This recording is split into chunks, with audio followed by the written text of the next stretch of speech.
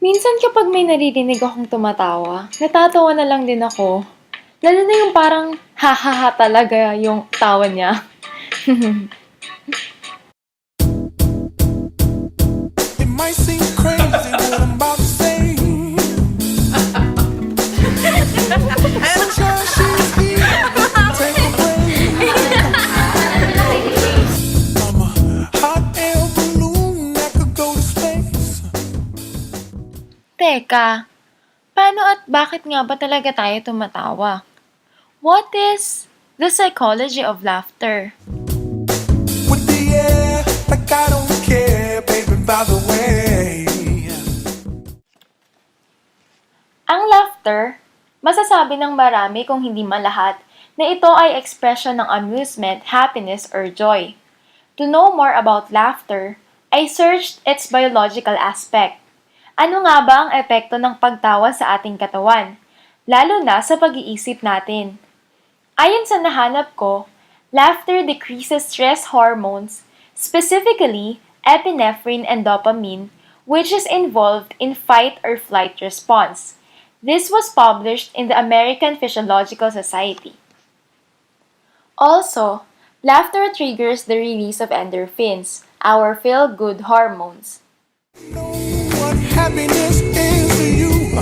'Cause I'm happy. Para sa akin, ang laughter ay social phenomena talaga. Meron ngang tinatawag ang mga psychologists na contagious laughter yung mas natatawa ang isa pag mas maraming kasama. Pwedeng natatawa dahil natatawa ang mga kasama, kailangan kumbaga ay mag-conform.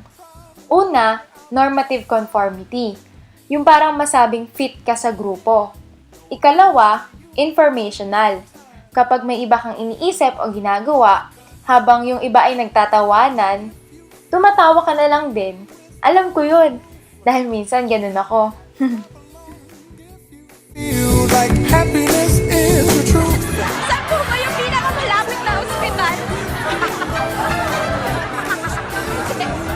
Ay, si Kaleo. Hindi mo malis yung tawa ko eh.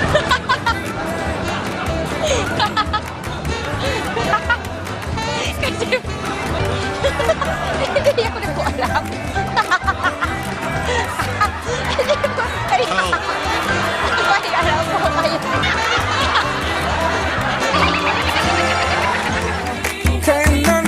Pwede rin sigurong maapektuhan ang pagtawa ng social cognition.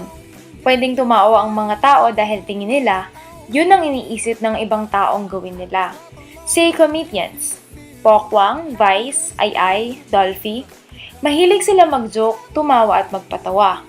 Kahit alam nila na hindi sikreto sa publiko ang sarili-sarili nilang problema. Of course, it's their work, a necessary requirement. But they know that they need to wear the same mask of laughter and humor when they're out in the public. Pero nagkakaiba ba ang pagtawa? Laughter in children versus adults, or women versus men? Well, one interesting fact is, generally, children laugh 400 times per day than adults. Siguro naman, no, ang stressful kaya pag matanda ka na. Nalaman ko na ang laughter pala ay parte ng cognitive development ng bata.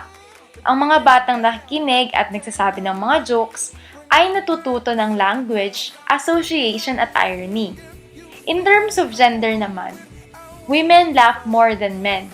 In fact, according to Psychology Today, 126% more. Bakit kaya? Wala pang may alam. Siguro, pwedeng sabihin natin na dahil sa brain structure differences o dahil sa social expectations. Mas seryoso ba talaga ang mga lalaki? Clap along if you feel like a room without a roof. Anyway, kahit ano namang mangyari, tingin ko talaga laughter can be the best medicine. Hindi man physiologically, pero psychologically.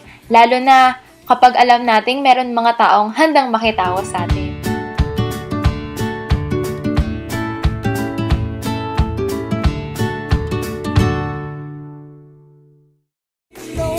what happiness is.